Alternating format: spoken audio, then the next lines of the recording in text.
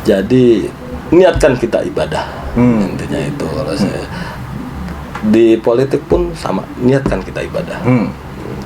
Niat saya emang ibadah awalnya. Dari awal sampai saat ini ya niat kita ibadah. Karena Bro Nasrul lahir di Serang, besar di Serang, dan pengen berbuat untuk masyarakat Serang. Itu. Welcome to Branda. Apa kabar Pak Haji? Alhamdulillah sehat. Spesial banget nih saya kedatangan Bang Haji Nasrul Ulum. Alhamdulillah. Calon Bupati Serang. Siap. Jadi saya panggilnya Abang atau Bro atau Pak ini? Bro aja, kita masih muda. Oh iya Bro. Biar enak ya. Siap. Iya Pak Haji, belakangan Supri banyak baca berita ini kan ya, soal pencalonan Pak Haji Nasrul Ulum itu kan. Nah, setelah saya cari informasi ternyata saya cukup kaget karena ternyata Bro Nasrul ini masih sangat muda, 32 tahun. Bahkan lebih tua saya 1 tahun ini, Bro. Nah, saya sempat mencari informasi sebenarnya, tapi rasanya kurang afdol kalau saya tidak langsung menanyakan kepada Bro Nasrul. Itu lebih cocok. Iya, bisa ya. Nah, kira-kira sebenarnya siapa ini seorang Nasrul Ulum itu? Seorang Nasrul Ulum itu anak muda yang terakhir dari Kampung Solor, Desa Margagiri, Kecamatan Bojonegara, asli Wong Serang. Asli Wong Serang. Dan orang tua asli orang Serang. Dan dulu sebelum orang tua sampai saat ini ya nelayan dan santri juga orang tua saya. Oh, berarti Bapak itu nelayan juga santri. Nelayan, santri, guru madrasah orang tua. Wow, keren banget itu ya. Nelayan, guru madrasah, santri dulu dari guru madrasah. Gitu kan. Berarti Pak Haji juga santri juga karena Bapak santri. Iya, dulu santri orang. Dulu santri. Pak Haji, sebagai anak nelayan itu apa Pak Haji yang membuat itu punya kesan tersendiri bagi seorang Bro Nasrul Ulum? Ya, saya merasa bangga walaupun orang tua saya dulu nelayan dan mendidik saya sampai saat ini bisa seperti saat ini ya karena orang tua saya didikannya disiplin. Itu yang namanya orang tua pasti nggak menginginkan anaknya seperti itu lagi, pengen di atasnya, pengen lebih dari sekedar seorang nelayan ya. Nah, informasi yang saya dapatkan juga Bro Nasrul pernah nyantri gitu kan waktu remaja itu. Alhamdulillah. Dulu saya sekolah di SD. Impres. SD Impres. SD Solor-Lor, SDN Solor-Lor. SDN Solor-Lor itu di daerah di kampung saya sendiri. Oh, di kampung sendiri. Iya. SD di situ. Setelah lulus SD saya masuk SMP negeri dan sambil paginya sekolah. SMP-nya di mana itu? Negeri 1 Bojonegara. SMP Negeri 1 Bojonegara. Iya. Setelah pagi sekolah sampai siang sampai sore. Ya. Sorenya madrasah saya. Oh. Sore setelah sekolah madrasah saya di pondok pesantren Salafi. Ya. Boleh tahu pondok pesantren Salafi mana itu? Pondok pesantren Salafi Bani Ja'far ada di Desa Argawana, Kecamatan Polampel. Berarti masih beda kecamatan ya sudah berarti. Beda kecamatan kan ya. Mudah-mudahan guru saya, kiai saya sebagai padang kuburnya diberikan tempat yang terdekat dengan Allah. Oh, berarti beliau sudah tidak ada? Sudah tidak ada. Dan masih ada guru saya lagi yang mudah-mudahan beliau selalu dilindungi oleh Allah SWT. Setelah nyantri terus Bro Ulum kemana lagi? Santri di Salafi saya lulus SMP dong. Lulus SMP saya melanjutkan studi saya di SMA. Tapi bukan SMA, di pondok pesantren modern. Oh, mondok lagi. Jadi setelah mondok waktu SMP, itu kan pagi SMP, malam mondok atau sore mondok, terus mondok lagi di SMA-nya. Iya. Ya di SMA pondok pesantren modern itu ya kalau selayaknya sekolah itu kalau SMA kan di 3 tahun.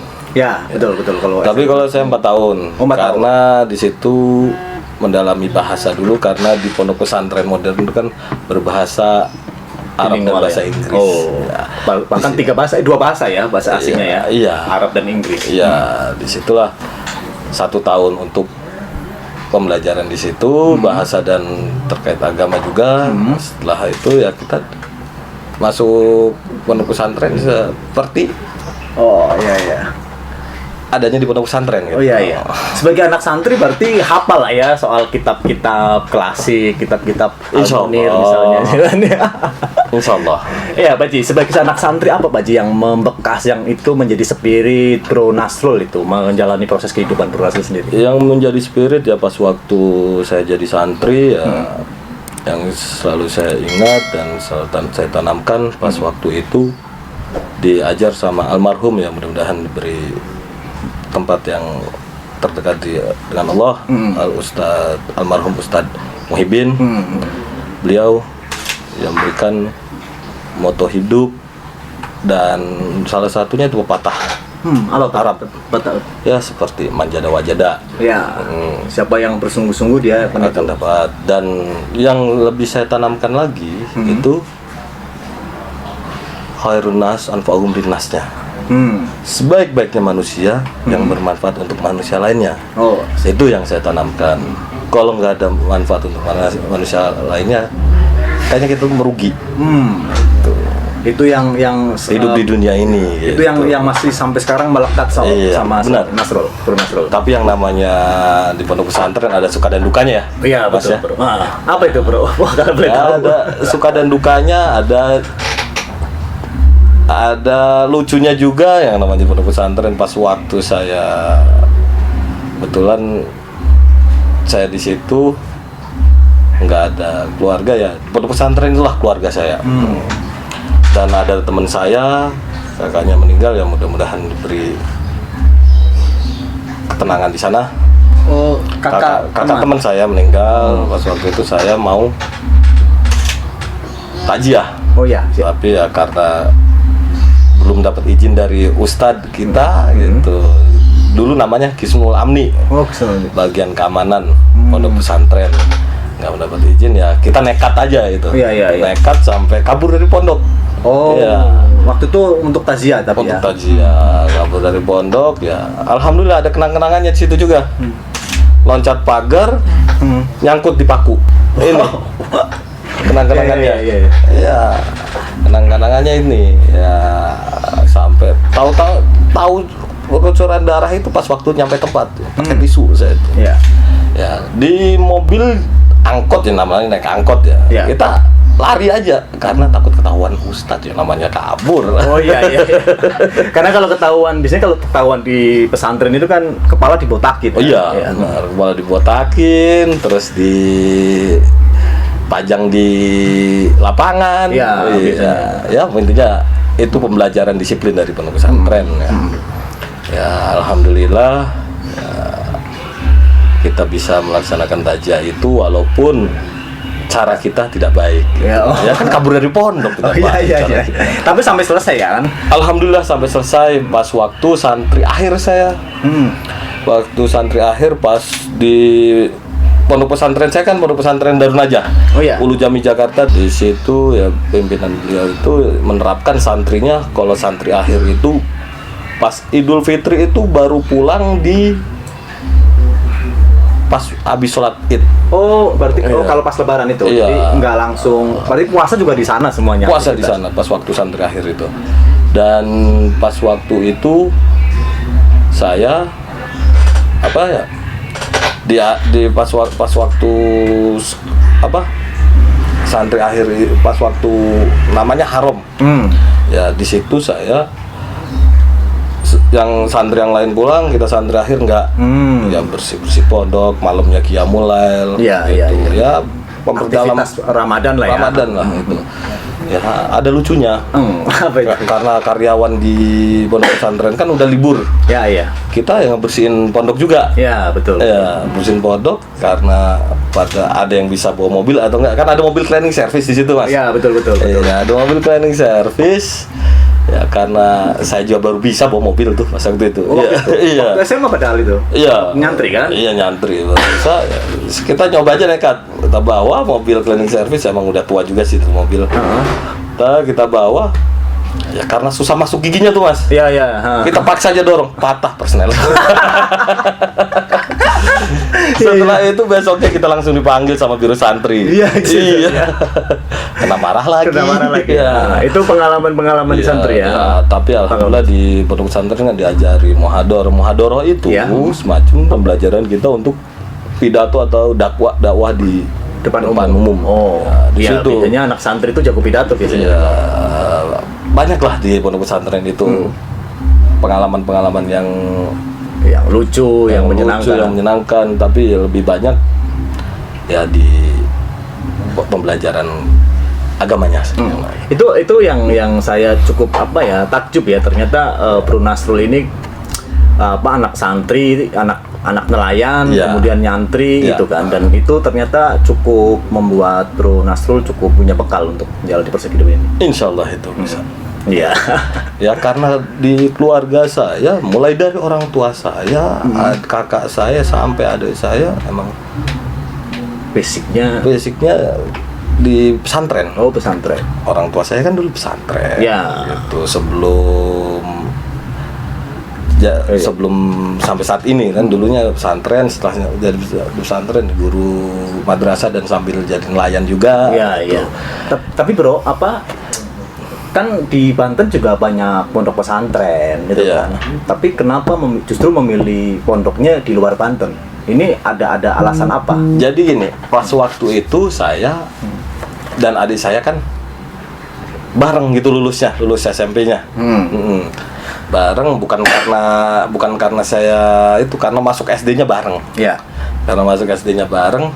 Kalau bareng disatukan, khawatir kompakan untuk kabur terus orang tua saya. Makanya salah satu dipisahkan gitu. Adik saya di Banten, di Darul Kolam. Oh, di Darul Kolam. Di Darul Kolam, Gintung ya. Iya, adik saya di situ. Kakak saya pun yang di atas saya di Darul Kolam. Oh, di Darko juga. Iya, dan ada satu kakak saya yang di Darul Najah juga. Oh, di Darul Najah. Gitu. Dan saya yang di Darul Najah juga gitu. Kalau disatukan ya khawatir orang tua saya yang ada nggak betah gitu di pondok pesantrennya, makanya dipisahkan lah gitu. Tapi tujuannya baik, orang tua kan ya tujuannya biar anaknya betah di pondok pesantren, mendalami ilmu agama dan berbakti kepada agama, orang tua, nusa dan bangsa. Apalagi orang Banten ya, lamun orang bisa ngaji, aja ngaku wong Banten, aja ngaku wong Serang juga. Kalau orang Serang kan udah jelas. Iya. Motonya Serang bertakwa. Oh, bener nggak? Betul. Kalau nggak bisa ngaji bukan orang Serang. Iya. Iya, saya sering dengar anekdot itu, lamun orang bisa ngaji aja ngaku wong Serang ya kan. Bro, biasanya sebagai orang santri itu kan punya diajarkan soal kemandirian gitu. Nah, ini cukup membantu tidak dalam perjalanan Bro Nasrul? Karena kan yang saya tahu Bro Nasrul juga sekarang menggeluti dunia usaha kan? Iya. Sebelum itu kan ya di pondok pesantren ya banyak ya bekal dari pesantren itu ya terkait kemandirian, terkait apalagi ya untuk berbicara di publik, di situ ya diajarkan juga yang kepemimpinan, ya, di organisasinya juga ada kan gitu. Yang pasti kita di pondok pesantren itu ya bukan hanya belajar agamanya aja, jadi belajar akhlak di kehidupan, gitu. Seperti apa? Bukan hanya di teori, dipraktekkan di situ. Langsung dipraktekkan. Iya, benar. Bahkan kalau anak santri itu kan kalau agak bengkok-bengkok sendiri juga baliknya lurus lagi katanya. Ya, begitulah. Kalau saya kan nyantrinya di madrasah saja itu, sama waktu kuliah saja. Oke. Bro, itu pasca lulus dari pesantren, Bro Nasrul kemudian melanjutkan kemana? Setelah lulus dari pondok pesantren, saya diberikan pilihan sih sama orang tua. Ya karena keinginan awalnya orang tua, ada orang tua laki-laki keinginan anaknya menjadi aparat, kepolisian. Orang tua, yang laki-laki bapak. Polisi. Kalau di kampung saya dipanggilnya mame. Oh, mame. Iya, mame bukan bapak. Oh, mame. Iya, mame. Ya, kalau sama ibu diminta jadi dokter. Oh. Karena biar ada keluarga yang jadi dokter. Oh, kalau ada orang sakit bisa ngobatin. Minimal keluarga sakit bisa ngobatin keluarganya. Iya, itu kenapa ibu milih dokter. Iya. Tapi sekarang kenapa nggak jadi dokter? Nah, nggak jadi dokter, nggak jadi polisi kan? Iya, iya, iya. Di situ karena keinginan kuat bapak saya, mama saya, itu pas waktu lulus pondok pesantren saya mencoba daftar di Akpol. Gitu. Jadi kedokteran dikesampingkan dulu gitu. Oh ya. Untuk masuk Akpol ternyata ada regulasi baru gitu. Oh gitu. Harus lulusan S1. Oh, sementara si Bruno Nusrul waktu itu belum lulus S1. Iya, baru lulus pondok pesantren SMA itu. Setelah itu ya saya mau coba masuk ke Akpol, ternyata ada regulasi baru dan dari saya dan orang tua rembuk, ya udah itu aja dulu, sekolah kuliah aja dulu di S1. Setelah itu dikasih pilihan juga ya, terserah anaknya, yang penting dipertanggungjawabkan pilihannya, kuliahnya ya. Saya milih kuliah ada 2 pilihan, saya masuk di negeri juga daftar di SPMB dulu. SPMB saya daftar di UI dan UIN gitu. UIN Banten atau UIN Jakarta? Jakarta. UIN Jakarta. Iya. Saya diterima di UIN. Oh, di UIN. Itu. Dan diberikan pilihan lagi, mau tes swasta nggak kata orang. Iya. Alhamdulillah saya ikutin tes di Trisakti. Oh, Trisakti. Ambil formulir. Kampusnya Agnes Monica dong. Katanya sih gitu, tapi belum pernah melihat saya. Oh, belum pernah lihat. Tadi kirain pernah jadi temennya Agnes itu kan. Oh, salah. Akhirnya milih mana, Bro? Dan itu kan saya ya realistis lah kita milihnya. Ya namanya orang kuliah pasti kedepannya apakah mau kerja dan usaha kan. Saya ngambil ilmu ekonominya aja. Oh, ilmu ekonomi. Saya diterima di Trisakti di Fakultas Ekonomi jurusan akuntansi. Saya kalau di itu di UIN saya terima di fakultas apa dulu tuh? Udah berapa tahun ini? Iya. 2007. 2007. Iya. Sekarang 13 tahun yang lalu. Iya. Saya kalau nggak salah diterima di hukum. Oh, di hukum syariah ya? Iya, syariah, di hukum di syariah ya. Kata saya, ya namanya orang kehidupan yang nggak tahu kehidupan mau seperti apa, tapi kan kita harus punya rencana gitu. Ya udahlah, saya ngambil ekonomi di Trisakti, gitu. Disetujuin sama orang tua, ya. Mengikuti studi di Universitas Trisakti, ngambil fakultas ekonomi, dan pada saat itu saya jurusan akuntansi. Ya. Yang namanya di kampus, yang dididik bukan teorinya aja. Ya, ya betul. Saya mengikuti organisasi itu tujuannya untuk pendidikan di lapangannya. Oh, sempat ikut ini ikut juga organisasi. Organisasi. Ya. Iyalah, organisasi eksternal dan internal. Ya, anak Trisakti masa ikut organisasi kan kampus reformis katanya. Saya ingin mengikuti di eksternal. Kalau di eksternal ya karena saya ntar yang ada kuliah saya terbengkalai kalau terlalu ngikutin organisasi eksternal. Ya, saya mengikuti organisasi internal. Fokus di internal ya. Internal. Jadi yang namanya organisasi internal itu BEM fakultas. Oh, di BEM. Di Badan Eksekutif Fakultas Ekonomi Universitas Trisakti saya di situ. Ya mengikuti sama teman-teman juga di situ. Alhamdulillah pendidikan saya di yang nggak ada di pendidikan bangku kuliah ya di sistem di situ ada. Oh, artinya kita mestinya ketika berkuliah juga harus ikut organisasi ya. Saran saya mengikuti organisasi karena apa? Ilmu di organisasi nggak sama dengan ilmu di bangku kuliah. Artinya saling melengkapi. Iya. Jadi ilmu teori di bangku perkuliahan dapat, teori kepemimpinan dan manajemen itu ada di organisasi. Di situ alhamdulillah dididik sama senior saya. Ya banyak suka dan dukanya juga. Iya. Waktu diklat, tapi nggak bisa saya ceritakan dalamnya. Oh iya. Ntar di apa? itu sama yang sekarang lagi kan Iya. nggak boleh. Iya, iya. Ada diklat itu. Iya. Karena Dulu diklat- itu pada diklat dulu waktu itu memang agak keras memang iya, ya makanya. ketimbang sekarang itu. Jadi jangan kita sebutkan lah itu. Tapi pengalaman itu yang membuat Bro Nasrul cukup survive ya. Iya. Bahkan sekarang cukup saya harus katakan bahwa Bro Nasrul tuh cukup sukses karena Amin, alhamdulillah. 32 tahun sudah punya usaha sendiri gitu kan. Ya, dan saya juga masih ikut orang. Awal usaha itu saya lulus kuliah kan ya, Ah, bro. Lulus kuliah saya, waduh, minta lagi sama orang tua, malu dong ya. oh ya. Udah dikuliahin masih minta aja. Iya. Udah cukup lah ya modal dari orang tua itu ya. Udah dikuliahin masih minta lagi. Ya sharing lah tetap sama orang tua. Gimana biar ada pendapatan, ya usaha kata orang tua kan gitu. Apa berusaha pertama yang Usaha pertama yang saya jalan bukan usaha dulu. Ya udah karena belum punya modal kata saya. Masuk kerja jadi karyawan aja dulu kata saya. Jadi karyawan bapak di satu perusahaan bapak di Bojonegara juga. Ya masuk di lapangan saya. Ya, Oh tapi niatnya belajar. Iya belajar dulu di situ, mendapatkan sambil ya cari pundi-pundi modal lah gitu. Ya. Ya tetap aja yang saya jalankan usaha juga sampai saat ini ya modal kepercayaan. Modal kepercayaan itu paling penting. Itu. Iya biasanya orang kalau mau usaha itu milihnya modal dulu bro. Iya, tapi Ini justru modal enggak. modal kepercayaan. Yang paling penting itu Iya. kepercayaan. Iya, gimana mau dapat proyek kalau yang memberikan proyek nggak percaya? Modal kepercayaan dulu. Ada pernah jatuh bangun begitu? Oh ada. Iya.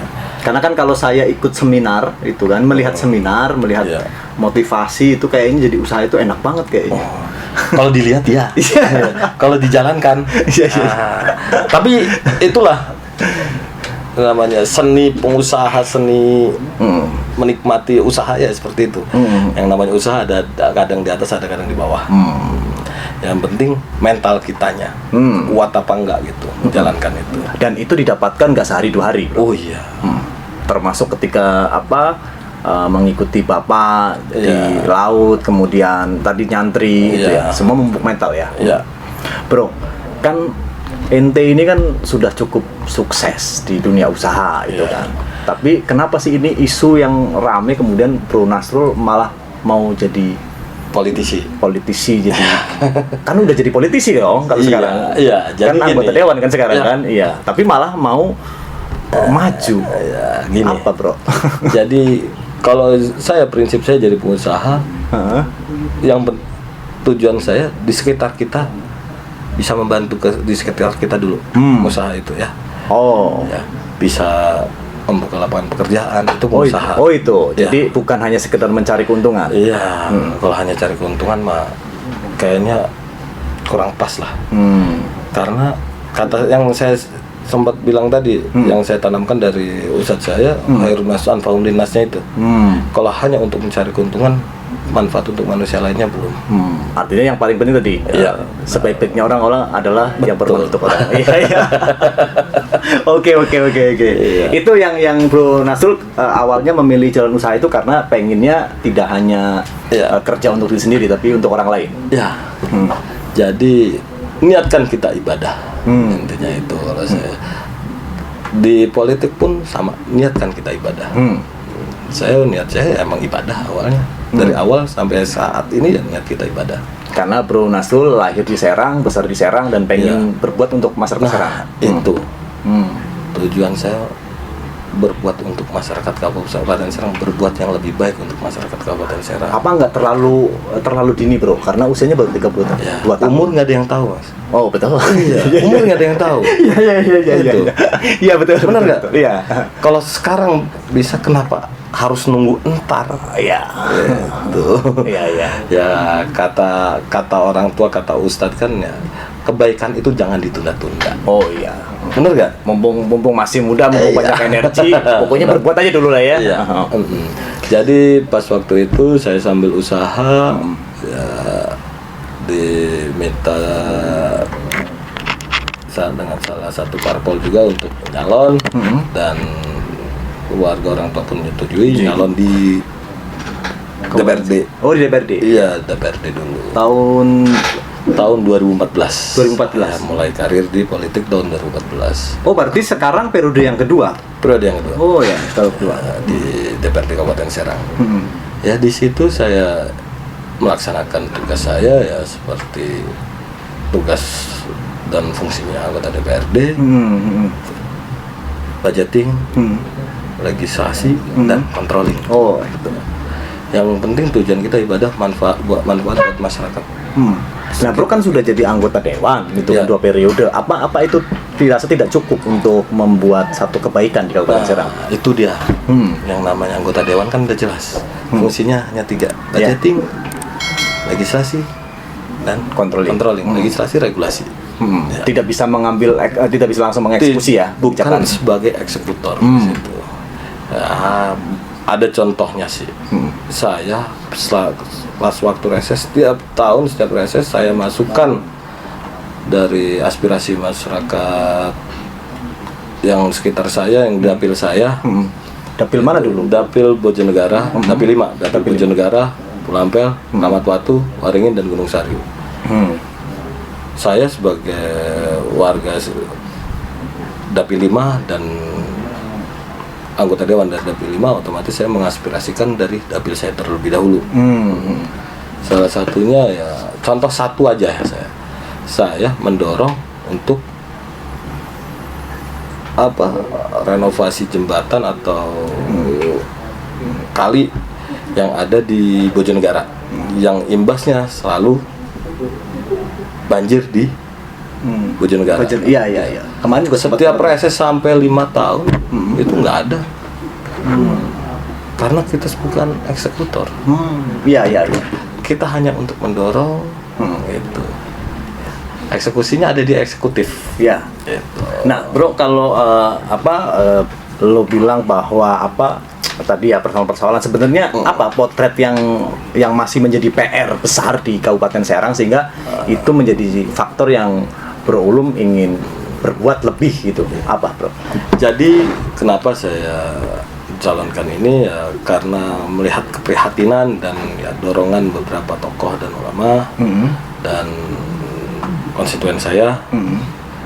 Ya itu pun dorongan dari beliau itu, dan saya pun melihat keprihatinan. Ya contoh dari kinerja makro pembangunan Kabupaten Serang saat ini sampai 2018 kemarin. Itu IPM kita aja Ya. peringkat ketiga, Peringkat tapi dari ketiga. bawah. Oh, dari bawah. Dari bawah. kirain 3 besar di atas. Dari bawah. Nah, miris melihatnya. Bro. Miris kenapa melihatnya? IPM sudah jelas memiliki ada 3 variabel IPM itu. Ya. Kesehatan, pendidikan, dan ekonomi. Ya. Kesehatan di Kabupaten Serang ya seperti kita lihat seperti ini. Itu banyak keluhan, pelayanan dan lain-lain lah. Sekolah pun, pendidikan pun sama, banyak keluhan, banyak sekolah yang bermasalah gitu. Terus ya kan kalau diomongin di sini kayak Tapi artinya ada problem soal di pembangunan sumber daya manusianya itu yang Bro Ulum potret. Iya, jadi kan seharusnya Kabupaten Serang ini ditingkatkan dulu dong. Itu indeks pembangunan manusianya. Itu yang lebih penting soalnya. Itu mindsetnya, Ya. pendidikannya, kesehatannya, perekonomiannya kita tingkatkan. Dengan sendirinya infrastruktur akan mengikuti. Artinya kalau manusianya sudah dibangun mindsetnya, dibangun daya saingnya, membangun infrastruktur itu akan lebih mudah. Iya. Dan ada lagi yang kan namanya kinerja makro pembangunan kan ada 4. Ya. Yang tadi udah IPM. IPM ya, selain IPM. Yang itu berdasarkan BPS, BPS. Provinsi Banten. Provinsi Banten. Jadi Bro Nasul memotret dari data yang ada di BPS. Iya. BPS. Yang kedua, laju pertumbuhan ekonomi. Paling bawah. Di Kabupaten Provinsi Serang? Banten. Iya. Banten? Iya. Oh iya. Padahal Paling kan bawah. banyak potensi. Potensi Kabupaten Serang sudah jelas banyak. Ya. Industri besar, Ya. industri tekstil, industri kecil, industri padat karya ada di Kabupaten Serang semua. Ya. Makanya sangat miris Bahkan Kabupaten Serang pabrik lagi sekelas Nikomas juga ada di Kabupaten Iya. Setam ya. Ya kita lihat ya dari demografis Kabupaten Serang, industri ada, Ya. pertanian ada, Ya. perikanan ada, Hmm. pariwisata ada. Ya. Pantainya luar Apalagi? biasa. Ya. Apalagi? Iya. Semua ada ya. Ada. Dan itu sebenarnya harusnya jadi potensi. Seharusnya Kabupaten Serang itu di daerah yang makmur Hmm. dengan potensi yang ada. Hmm. Gitu. Tapi justru LP-nya Terendah. Itu data dari mana itu? Data dari BPS. Data dari BPS. Provinsi Banten ya. Provinsi Banten. Iya, benar. Dan untuk yang lebih miris ya tingkat pengangguran terbukanya Oh, kenapa? masih 2 digit. 2 digit. Iya. Oh. Yang lain udah 1 digit. Oh iya iya. Iya. Paling- Jadi tertinggi seprovinsi Banten. Tertinggi. Iya. Padahal di Kabupaten Serang punya industri itu ya, punya Iya. lahan-lahan yang bisa jadi salah satu untuk mendongkrak Iya, gitu ya. banyaklah potensi untuk itu semua ya. Terkait UMKM-nya dan lain sebagainya ya. Masih banyak potensi yang ada di Kabupaten Serang untuk mengurangi pengangguran yang ada di Kabupaten Serang. Itu yang mau Bro Ulum intervensi dan melakukan akselerasi percepatan untuk Yang pembangunan. terakhir tingkat kemiskinan memang kecil tingkat kemiskinan di Kabupaten Serang, tapi kecilnya itu ya yang paling miskin gitu di Kabupaten Serang ini. Masih berapa itu? Jadi miris ya. Kurang lebih berapa persen itu? Tinggal kita buka bareng-bareng aja di Oh, boleh. di BPS ya. BPS Oke, di ya. kan sekarang udah canggih nih. Oh iya, betul, Lewat betul. gadget udah bisa ya. Iya. Iya iya. Ya jadi artinya itu persoalan-persoalan yang menurut Bro Ulum harus dilakukan. Harus hadir, benar-benar hadir pemerintah daerah ini di situ. Apa? Jangan hanya wacana. Oh, emang Bro Ulum yakin ketika Bro Ulum nanti diberikan mandat sama masyarakat bisa menyelesaikan itu semuanya Insya Allah yakin. dengan semangat. Kita masih muda. Oh iya iya. Nah kira-kira Bro, Jadi spirit kita masih anak muda lah ya, Iya. ya pokoknya. Ya memang karena yang biasanya yang modal utama anak muda itu semangat biasanya katanya. Iya. Nah Bro, itu kan tadi persoalannya itu. Iya. Nah kira-kira apa yang perlu diproyeksikan ke depan sehingga percepatan pembangunan bisa dilakukan di Kabupaten Serang? ya ntar ada waktunya di visi misi. Oh oke. Dan maka dari itu ke depan ntar Saya undang lagi dah. undang lagi saya untuk Siap. terkait visi misi. Kayaknya Gitu. harus satu pasang nih sama Bro Eki itu kan. Betul, Iya, karena wakil saya juga masih muda juga. Oh iya. Oh iya. iya. Emang masih berapa Bro Eki itu? Kelahiran 90. Wow. Masih muda banget ya. Masih muda. 11-12 lah ya. Insya Allah Milenial gitu ya. milenial untuk Kabupaten Serang. Iya, nah ini yang makanya saya Jadi bilang. wong Serang lah kewedine. Oh, Serang.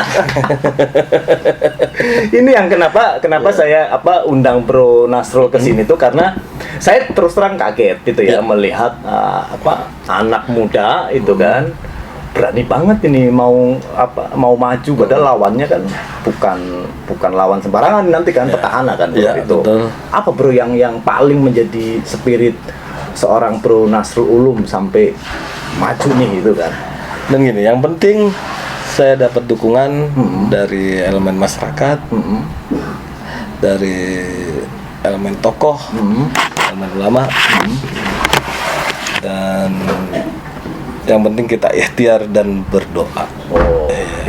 Kita ikhtiar doang, nggak ada doa itu namanya sombong. Oh iya. Berdoa aja Iya. tanpa ada ikhtiar itu malas. Males. Iya. Artinya harus seimbang dua-duanya Harus ya. beriringan. Beriringan. Maka Oke. dari itu ya kita yakin insya Allah mudah-mudahan kita mendapatkan ridho dari Allah Subhanahu Wa Taala. Oh. ini mantep nih, ini anak santri, anak muda. Ya saya sih hanya bisa ya semoga sukses karena Amin amin amin amin. jangan kalau nanti gagal juga akan bikin malu anak muda juga. Oke Bro, terakhir ada yang ingin disampaikan. Tadi katanya ada semacam apa ya?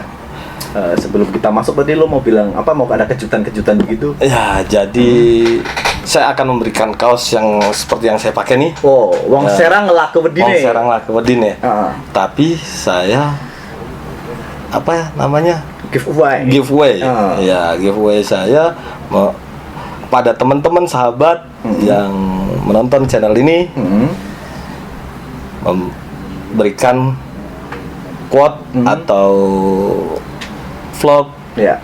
dan ya serupa dengan itu, berikan sebagus-bagusnya, kirim ke Apa? sosmed ini atau dan email ini Oh ya, yang nanti ada di bawah ini. Nanti saya pasang dah itu kan. Iya. Akun officialnya Bro Nasrul nanti saya Iya. pasang. Oke. Oke Bro, sebelum ditutup ada pesan yang ingin disampaikan ke teman-teman atau orang nanti yang menonton di channel Jurnalis Lecture? Saya akan memberikan pesan atau quote untuk teman-teman sahabat yang ada di channel ini. Orang tua akan sudah memakan banyak asam garam, dan anak muda akan memberikan masa depan. Oh, oke, keren. Siap. Terima kasih, sukses selalu, Bro. Ya.